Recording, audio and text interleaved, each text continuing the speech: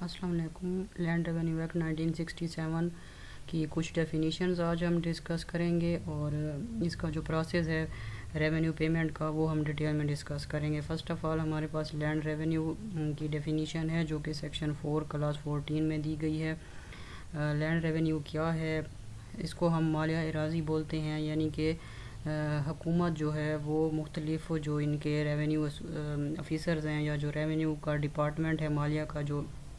इनका महकमा है, वो ज़मीनों की तशख़ीस करते हैं जो कि इरीगेटेड लैंड होती हैं, यानी कि ज़री ज़मीनों की तशख़ीस की जाती है जो काबिल काश्त होती हैं और रेवेन्यू पे करने के काबिल होती हैं,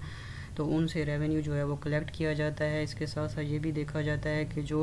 इरीगेटेड लैंड हैं उनकी वैल्यू में अगर इजाफ़ा हुआ है तो उसमें भी जो रेवेन्यू की वैल्यू है वो भी बढ़ जाती है। इसके बाद हमारे पास एरियर्स ऑफ लैंड रेवेन्यू है। एरियर्स जो हैं वो बकाया मालिया एराज़ी को कहते हैं और ये हमारे पास लैंड रेवेन्यू एक्ट 1967 के सेक्शन 4 क्लास 21 में बताया गया है हमें कि एरियर्स क्या होते हैं। एरियर्स जो हैं वो बकाया जात होते हैं जो किसी भी ज़मींदार के ऊपर जो मालिया लगाया जाता है, नाफिज किया जाता है, आयद किया जाता है और वो मुकर्ररा मुद्दत या जो तारीख़ पेमेंट की मुकर्रर की जाती है हुकूमत की तरफ से, उस तारीख़ पर वो पे नहीं कर पाता तो वो बकाया में चले जाते हैं, एरियर्स में चले जाते हैं। यानी वो मालिया एराज़ी जो इस तारीख़ के बाद जिस तारीख़ को वो वाजिबुल अदा हों और अदा ना किए गए हों तो वो एरियर्स में आ जाते हैं। नेक्स्ट हमारे पास है डिफ़ाल्टर। डिफ़ाल्टर का सेक्शन है 4 और क्लास है इसकी 7। डिफ़ाल्टर वो होता है जो इसके नाम से ही ज़ाहिर है, बाकीदार या डिफ़ाल्टर वो होता है जिसके एरियर्स बकाया हों, जिसने अभी तक एरियर्स जो हैं वो ड्यू डेट के ऊपर पे ना किए हों हुकूमत को। यानी बाकीदार वो शख्स होता है जो कि मालिया एराज़ी के बकाया जात की अदायगी का ज़िम्मेदार होता है। यानी हर वो फ़र्द जो वक्त मुकर्रर पर मालिया अदा नहीं कर सका उसको हम बाकीदार या डिफ़ाल्टर बोलते हैं। नेक्स्ट हमारे पास है process for the payment of arrears जो कि सेक्शन 80 से लेकर सेक्शन 90 तक है। यानी कि एरियर्स के पेमेंट का जो प्रोसेस है, जो तरीक़ाकार है, किस तरह से रेवेन्यू का महकमा जो है वो ज़मींदारों से रेवेन्यू कलेक्ट करता है और रेवेन्यू पे ना करने की सूरत में या डिफ़ाल्टर होने की सूरत में नेक्स्ट क्या प्रोसेस फ़ॉलो किया जाता है, ये हम इसमें डिस्कस करेंगे। बकाया अदायगी का तरीक़ाकार या एरियर्स की वसूली या पेमेंट का जो तरीक़ाकार है वो हम वन बाय वन डिस्कस करते हैं। फ़र्स्ट वन हमारे पास नोटिस ऑफ डिमांड है जो कि सेक्शन 81 में है। इसको हम दस्तक या इतलानामा या मुतालबा भी कह सकते हैं। दस्तक, मुतालबा या इतलानामा दरअसल बाकीदार को ये याद दहानी कराई जाती है कि उसने बकाया रकम अदा करनी है और वो फ़लाँ डेट को आके अदा कर दे, और इससे जो वसूल की जाने वाली रकम होती है वो और जो दस्तक या मुतालबा के ऊपर जो ख़र्च आता है वो सारे अखराजात इसमें शामिल किए जाते हैं जो कि बकायादार से वसूल बाकीदार से या बकायादार से वसूल किए जाते हैं। सेकंड वन है arrest and detention of defaulter जो कि सेक्शन 82 में है। दस्तक या इतलानामा वसूल होने के या मौसूल होने के बाद भी अगर जो डिफ़ाल्टर है वो पेश नहीं होता रेवेन्यू ऑफिसर के सामने और एरियर्स जमा नहीं करवाता तो फिर 20 दिन का उसको मोहलत दी जाती है। 20 दिन अगर गुज़र जाए ये वक्त तो फिर अफसर माल जो है रेवेन्यू ऑफिसर इस बात का मजाज होता है, उसके पास ये अथॉरिटी होती है कि वो बाकीदार के नाम का वारंट गिरफ़्तारी जारी करे और उस वारंट में जिस मुकर्रर ऑफिसर को हिदायत की जाती है उसमें उसको ये भी कहा जाता है कि अगर बाकीदार खुद या अगर उसका कोई ज़ामिन था तो उसको भी दोनों को गिरफ़्तार करके रेवेन्यू ऑफिसर के सामने पेश किया जाए। अरेस्ट और डिटेंशन ऑफ डिफ़ाल्टर जो है उसको फ़र्दर मुख्तलिफ़ हेडिंग्स में डिवाइड किया गया है। फ़र्स्ट ऑफ़ ऑल ये है कि डिफ़ाल्टर को अरेस्ट किया जाता है। पहले उसको दस्तक के बाद 20 दिन की मोहलत दी जाती है कि वो इन 20 दिनों के अंदर अंदर अपनी एरियर जमा करवा दे। अगर वो नहीं करवाता तो फिर उसका वारंट जो है वो वारंट गिरफ़्तारी जारी किया जाता है। अगर उसको गिरफ़्तार करके लाया जाए तो फिर उसको डिटेन किया जाता है, यानी कि हिरासत में रखा जाता है। अफसर माल को इस सूरत हाल में दो इख्तियारात हासिल होते हैं। एक ये कि वो फ़ौरन इस गिरफ़्तार शुदा डिफ़ाल्टर को कलेक्टर के पास भिजवा दे या फिर ख़ुद अपनी हिरासत में रखे। अगर अपनी हिरासत में रखता है तो वो फिर 10 दिन से ज़्यादा नहीं रख सकता, फिर उसको कलेक्टर को रिपोर्ट करनी होगी उसकी हिरासत की। अगर वो अपने पास रखता है या कलेक्टर को भिजवाता है फिर भी उसको सारी रिपोर्ट तैयार करवा के कलेक्टर को देनी होगी। اگر افسر مال جس کی زیر حراست باقی دار ہے وہ اسسٹنٹ کلیکٹر درجہ دوم میں ہے تو اس کے لیے یہ ضروری ہے کہ وہ حراست میں رکھنے کا عرصہ 24 گھنٹے سے زیادہ کا اگر ہو تو فوراً کسی تاخیر کے بغیر اپنی تمام کارروائی کی رپورٹ کلیکٹر کو کرے گا، یعنی کہ 24 گھنٹے کا اس کو ٹائم جو ہے وہ دیا گیا ہے، اور اگر وہ اپنے پاس کسی ڈیفالٹر کو رکھتا ہے تو وہ اس کا ٹائم پیریڈ وہ 10 دن ہے، اس سے زیادہ وہ اپنے پاس نہیں رکھ سکتا۔ اس کے بعد پاور آف کلیکٹر ہے، کلیکٹر کو کون سے اختیارات حاصل ہیں، اس کو سیکشن 82 کلاس 5 میں کلیکٹر کو جو اختیار دیے گئے ہیں وہ بیان کیے گئے ہیں کہ وہ ڈیفالٹر کی اریسٹ ہونے کے بعد آگے کون سی کارروائی کرے گا۔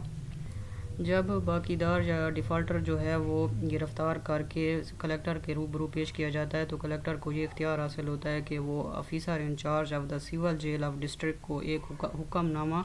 یا آرڈر جاری کرے گا یا ہدایت جاری کرے گا جس میں وہ باقی دار کو جیل خانہ میں ایسی مدت کے لیے رکھنے کی ہدایت دے گا جو کہ 1 مہینہ سے زیادہ نہ ہو، یعنی کہ 1 مہینے سے کم دنوں کے لیے وہ اس کو سول جیل میں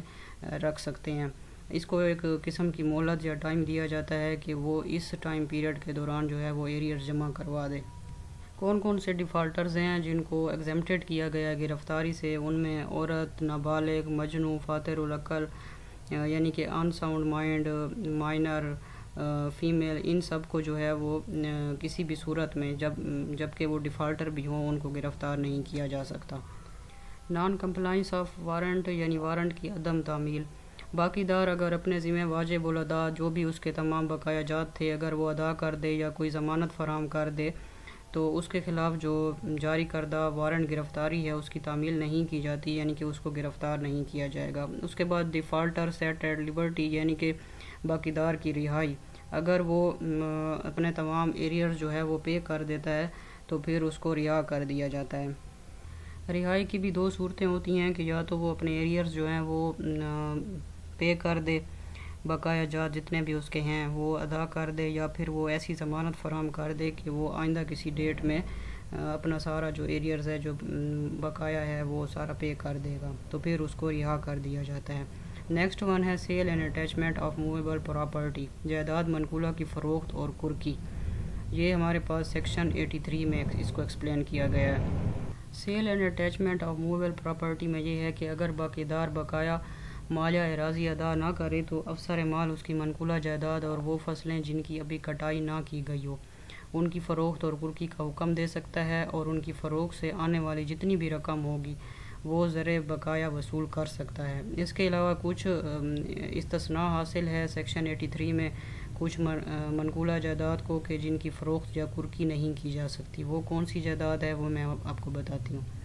باقی دار کی اراضی کی پیداوار کا اتنا حصہ جتنا کہ کلیکٹر بیج گلے کے لیے اور آئندہ کٹنے والی فصل تک اس باقی دار اور اس کے خاندان اور جتنے بھی اس کے مال مویشی جو اس نے رکھے ہوئے ہیں ان سب کی گزر اوقات کے لیے جتنا ضروری سمجھے کلیکٹر اس کو یہ حصہ جو ہے وہ فروخت کرنے سے روک بھی سکتا ہے، یا یہ بھی کہہ سکتے ہیں کہ یہ جو استثناء ہے اس میں یہ چیزیں آتی ہیں کہ وہ اپنے آئندہ غلے کے لیے یا فصلیں اگانے کے لیے بیج وغیرہ کے لیے یا اپنے خاندان کی گزر بسر کے لیے یا جو مویشی اس نے رکھے ہوئے ہیں ان کے لیے وہ کچھ نہ کچھ جو غلہ ہے وہ رکھ سکتا ہے اپنے پاس، اس کو فروخت نہیں کیا جائے گا۔ نیکسٹ ہے ٹرانسفر آف ہولڈنگ جو کہ سیکشن 84 میں دیا گیا ہے، یعنی کھاتہ ملکیت کا انتقال۔ کھاتہ ملکیت کا انتقال اس طرح سے کیا جاتا ہے کہ جو ڈیفالٹر ہوتا ہے جب وہ خود اپنے ایریئرز پے نہیں کر پاتا تو سیم ہولڈنگ میں سیم کھاتہ ملکیت میں جو اور زمیندار ہے اس کو اس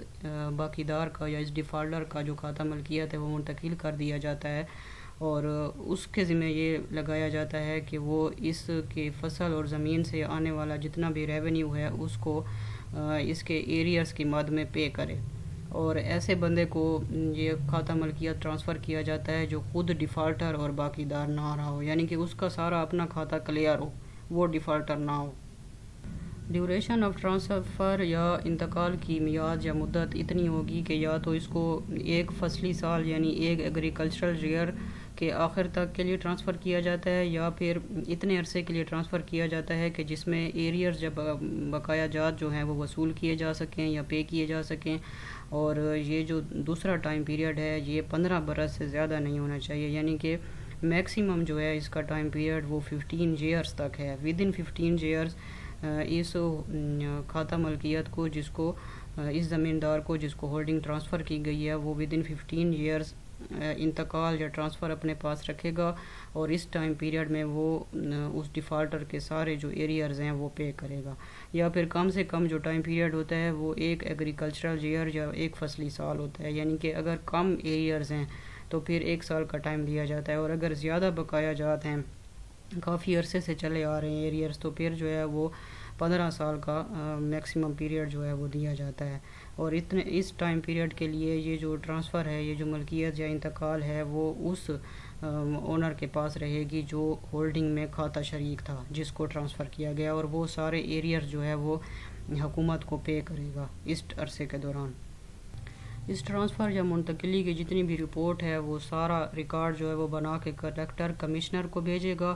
پھر کمشنر کو یہ اختیار حاصل ہے کہ وہ چاہے تو اس انتقال کو رہنے دے یا پھر اس کو منسوخ بھی کر سکتا ہے, ترمیم بھی کر سکتا ہے, یا جس طرح کا بھی چاہے وہ حکم دے سکتا ہے اس کے بارے میں.